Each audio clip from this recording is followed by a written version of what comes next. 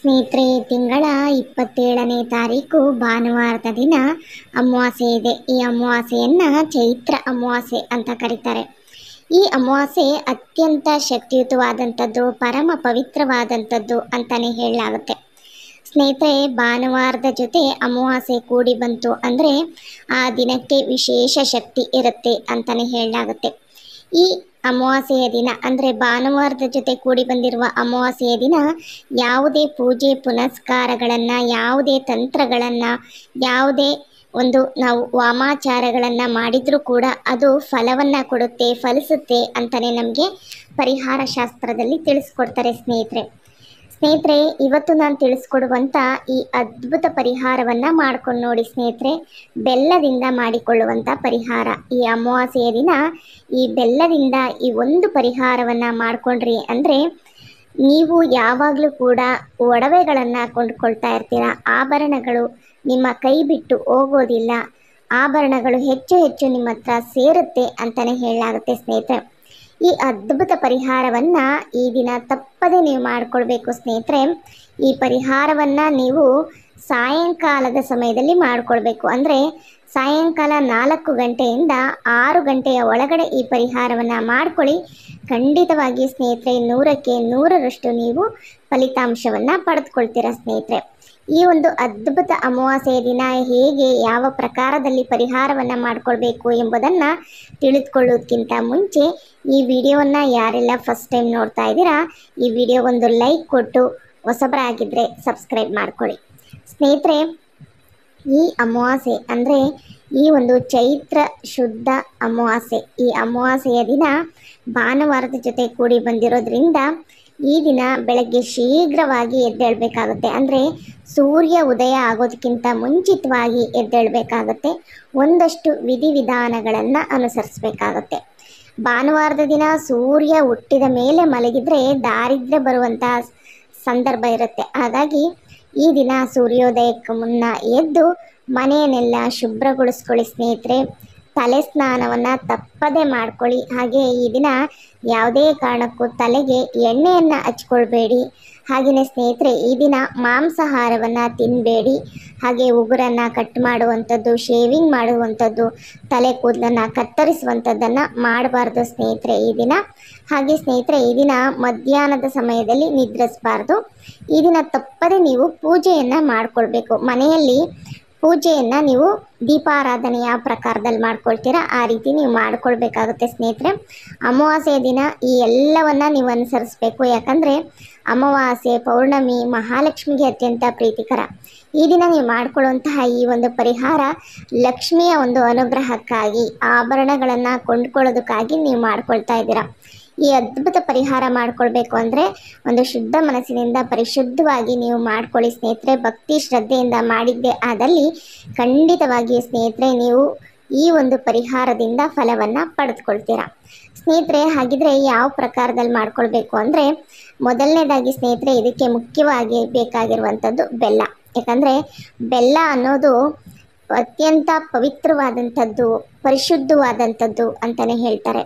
ಬೆಲ್ಲವನ್ನು ನಾವು ದೇವರಿಗೆ ನಿವೇದಿಸ್ತೀವಿ, ಅಂದರೆ ನೈವೇದ್ಯವಾಗಿ ನೀಡ್ತೀವಿ. ದೇವರಿಗೆ ಯಾವುದೇ ಒಂದು ನೈವೇದ್ಯ ಇಷ್ಟ ಆಗುತ್ತೋ ಇಲ್ವೋ, ಆದರೆ ಬೆಲ್ಲ ಅಂದರೆ ದೇವಾನುದೇವತೆಗಳಿಗೆ ಅತ್ಯಂತ ಪ್ರೀತಿಕರ. ಅದರಲ್ಲೂ ಮಹಾಲಕ್ಷ್ಮಿಗಂತೂ ಅತ್ಯಂತ ಪ್ರೀತಿಕರವಾದಂಥದ್ದು ಅಂತಲೇ ಹೇಳಲಾಗುತ್ತೆ ಸ್ನೇಹಿತರೆ. ಹಾಗಾಗಿ ಈ ಬೆಲ್ಲದಿಂದ ನಾವು ಈ ಪರಿಹಾರ ಮಾಡಿಕೊಂಡ್ರೆ ಫಲ ನಮಗೆ ಸಿಗುತ್ತೆ ಅಂತಲೇ ಹೇಳಲಾಗುತ್ತೆ. ಹಾಗಾಗಿ ಈ ದಿನ ಒಂದು ಬೆಲ್ಲದ ತುಂಡನ್ನು ನೀವು ತೆಗೆದುಕೊಳ್ಬೇಕಾಗುತ್ತೆ ಸ್ನೇಹಿತರೆ. ಬೆಲ್ಲದ ತುಂಡು ಅನ್ನೋದಕ್ಕಿಂತ ಸ್ವಲ್ಪ ದೊಡ್ಡದಾಗಿರುವಂಥ ಬೆಲ್ಲವನ್ನೇ ತೆಗೆದುಕೊಳ್ಳಿ. ಒಂದು ಮೀಡಿಯಮ್ ಸೈಜಲ್ಲಿರುವಂಥ ಬೆಲ್ಲ, ಅಚ್ಚು ಬೆಲ್ಲವನ್ನು ತೆಗೆದುಕೊಳ್ಳಿ ಸ್ನೇಹಿತರೆ.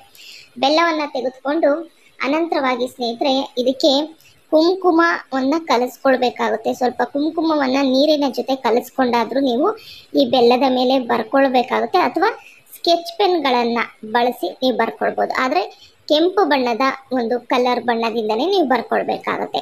ಇದನ್ನು ಬರ್ಕೊಂಡು ಸ್ನೇಹಿತರೆ, ನಿಮಗೆ ಏನು ಬೇಕು, ನೀವು ಆಭರಣವನ್ನು ಕೊಂಡ್ಕೊಳ್ಬೇಕು. ನನ್ನ ಆಭರಣವನ್ನು ಅಡವಿಟ್ಟಿದ್ದೀವಿ ಅಂದರೆ ಆಭರಣ ಬಿಡಿಸ್ಕೊಳ್ಬೇಕು. ನನ್ನ ಹತ್ರ ಆಭರಣ ಇಲ್ಲ, ಆಭರಣ ಪಡ್ಕೊಳ್ಬೇಕು, ಸರ ತೊಗೋಬೇಕು, ಬಳೆ ತೊಗೋಬೇಕು. ಹೆಣ್ಣು ಮಕ್ಕಳಿಗೆ ಆಭರಣ ಪ್ರಿಯರು. ಹೆಣ್ಣುಮಕ್ಕಳಿಗೆ ಆಭರಣ ಅಂದರೆ ಬಹಳ ಇಷ್ಟ. ಆಭರಣವನ್ನು ಶೇಖರಣೆ ಮಾಡಿಕೊಂಡಷ್ಟು ಅವರ ಒಂದು ಮನೆಯಲ್ಲಿ ಲಕ್ಷ್ಮಿ ನಿವಾಸ ಹೂಡ್ತಾಳೆ.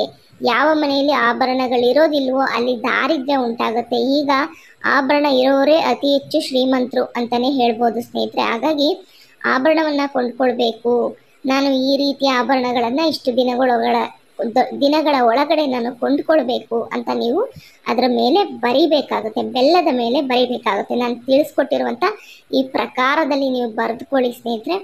ಬರೆದುಕೊಂಡ ನಂತರ ಸ್ನೇಹಿತರೆ ಇದನ್ನು ನೀವು ಒಂದು ಬಿಳಿಯಾದ ಪೇಪರ್ ಮೇಲೆ ಇಟ್ಟು ಆ ಪೇಪರನ್ನು ಫೋಲ್ಡ್ ಮಾಡಿ ದೇವರ ಫೋಟೋ ಮುಂದೆ ಇಡಬೇಕಾಗುತ್ತೆ ಸ್ನೇಹಿತರೆ.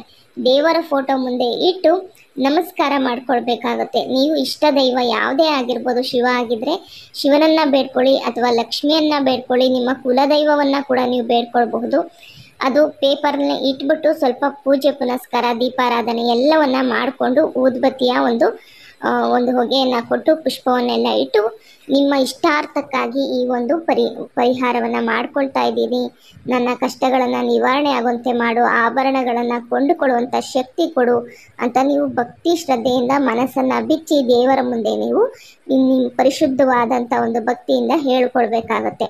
ಹೇಳ್ಕೊಂಡ ನಂತರ ಸ್ನೇಹಿತರೆ ಈ ಬೆಲ್ಲವನ್ನು ಏನಿರುತ್ತೆ ನೋಡಿ, ಸುಮಾರು ಒಂದು ಅರ್ಧ ಗಂಟೆನಾದರೂ ನೀವು ಅಲ್ಲೇ ಬಿಟ್ಬಿಟ್ಟು ಸ್ನೇಹಿತರೆ ಇದನ್ನು ಎಲ್ಲಿಗೆ ತೆಗೆದುಕೊಂಡು ಹೋಗಬೇಕು ಅಂತಂದರೆ, ನಿಮ್ಮ ಮನೆಯ ಸುತ್ತ ಯಾವುದಾದ್ರೂ ದೇವಾಲಯದ ಆವರಣದಲ್ಲಿ ಅರಳಿ ಮರ ಇತ್ತು ಅಂದರೆ ಬೇವಿನ ಮರ ಇತ್ತು ಅಥವಾ ಬಿಲ್ವಪತ್ರೆ ಮರ ಇತ್ತು, ಆ ಬಿಲ್ವಪತ್ರೆ ಮರ, ಅರಳಿ ಮರ, ಬೇವಿನ ಮರ ಇದು ಯಾವುದಾದ್ರೂ ಸರಿಯೇ, ದೈವ ವೃಕ್ಷ ಇಲ್ವೋ ನಿಮ್ಮ ಮನೆ ಹತ್ರ ಬಿಳಿ ಎಕ್ಕದ ಗಿಡ ಇತ್ತು ಅಂದ್ರೆ ಅದ್ರ ಕೆಳಗಾದರೂ ಸರಿಯೇ ಸ್ನೇಹಿತರೆ, ಇದನ್ನು ನೀವು ಗುಂಡಿಯನ್ನು ತೋಡ್ಬಿಟ್ಟು ಸ್ವಲ್ಪ ಅದನ್ನು ಮುಚ್ಚಿಟ್ಟು ಬರಬೇಕಾಗುತ್ತೆ.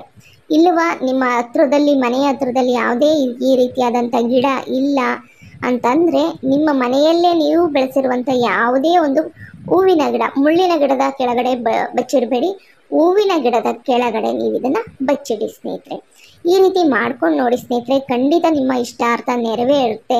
ಇದನ್ನು ಪರಿಹಾರ ಶಾಸ್ತ್ರದಲ್ಲಿ ತಿಳಿಸ್ಕೊಟ್ಟಿದ್ದಾರೆ ಸ್ನೇಹಿತರೆ. ಅದ್ಭುತ ಪರಿಹಾರ, ಅಮಾವಾಸ್ಯೆ ದಿನ ಮಾಡ್ಕೊಳ್ಳುವಂಥ ಪರಿಹಾರ. ಅದರಲ್ಲೂ ಈ ಅಮಾವಾಸ್ಯೆ ಭಾನುವಾರದ ಜೊತೆ ಕೂಡಿ ಬಂದಿರೋದ್ರಿಂದ ಈ ಒಂದು ಅಮಾವಾಸ್ಯೆಗೆ ಅತೀವವಾದಂಥ ಶಕ್ತಿ ಇದೆ. ತಂತ್ರಗಾರಿಕೆಗಳು ನಮಗೆ ಕೈಗೂಡುವಂತಹ ಯೋಗಕಾರಕವಾದಂತಹ ದಿನ, ಅದ್ಭುತವಾದಂತಹ ದಿನ ಅಂತಲೇ ನಮಗೆ ಪಂಡಿತರು ಹೇಳೋದ್ರಿಂದ ಈ ದಿನ ನೀವು ಈ ಪರಿಹಾರವನ್ನು ಮಾಡ್ಕೊಳ್ಬೋದು. ನಿಮ್ಗೇನಾದರೂ ಫಲಿತಾಂಶ ಲೇಟ್ ಆಗ್ತದೆ, ನಿಮಗೆ ಇದರಿಂದ ಫಲಿತಾಂಶ ಬಂದಿಲ್ಲ ಅಂದರೆ ಮತ್ತೆ ಮುಂಬರುವಂಥ ಅಮಾವಾಸ್ಯೆಯ ದಿನ ಇದೇ ಪರಿಹಾರವನ್ನು ಮಾಡ್ಕೊಳ್ಳಿ ಸ್ನೇಹಿತರೆ. ಖಂಡಿತ ಆಶ್ಚರ್ಯ ಪಡುವಷ್ಟರ ಮಟ್ಟಕ್ಕೆ ನಿಮ್ಮ ಜೀವನದಲ್ಲಿ ಎಲ್ಲವೂ ಕೂಡ ಬದಲಾಗುತ್ತೆ. ಒಳಿತನ್ನು ಕಾಣ್ತೀರಾ, ಅದೃಷ್ಟವನ್ನು ತಂದುಕೊಳ್ತೀರಾ ಸ್ನೇಹಿತರೆ. ಅಷ್ಟೈಶ್ವರ್ಯಗಳು ನಿಮ್ಮನ್ನು ಹುಡುಕಿಕೊಂಡು ಬರುತ್ತೆ. ಹಣಕಾಸಿನ ಸಮಸ್ಯೆಗಳೆಲ್ಲ ಸಂಪೂರ್ಣವಾಗಿ ನಿವಾರಣೆ ಆಗುತ್ತೆ. ವಿಪರೀತವಾದಂಥ ಆಭರಣಗಳು ನಿಮ್ಮ ಜೊತೆ ಸೇರ್ತಾ ಹೋಗುತ್ತೆ. ನೀವು ಏನೇ ಆಸೆ ಪಟ್ಟು ಕೂಡ ಆಭರಣವನ್ನು ಕೊಂಡುಕೊಂಡು ಅದು ಏನಾದರೂ ಗಿರ್ವಿ ಅಂಗಡಿಗೆ ಹೋಗಿತ್ತು ಅಂದರೆ ಆ ಆಭರಣ ಕೂಡ ನಿಮ್ಮ ಬಳಿಗೆ ಬಂದು ನಿಮ್ಮ ಜೊತೆಯಲ್ಲೇ ಇರುತ್ತೆ ಅಂತ ಹೇಳ್ತಾರೆ ಸ್ನೇಹಿತರೆ. ಹಾಗಾಗಿ ಈ ಒಂದು ಚಿಕ್ಕ ಪರಿಹಾರವನ್ನು ಮಾಡ್ಕೊಂಡು ನೋಡಿ, ಖಂಡಿತವಾಗಿ ಅದೃಷ್ಟವಂತರಾಗ್ತೀರಾ. ಇವತ್ತಿನ ಈ ವಿಡಿಯೋ ನಿಮಗೆ ಉಪಯುಕ್ತವಾಗಿದ್ದರೆ ವಿಡಿಯೋಗೆ ಲೈಕ್ ಕೊಟ್ಟು ಹೊಸಬರಾಗಿದ್ದರೆ ಸಬ್ಸ್ಕ್ರೈಬ್ ಮಾಡ್ಕೊಳ್ಳಿ. ಧನ್ಯವಾದಗಳು.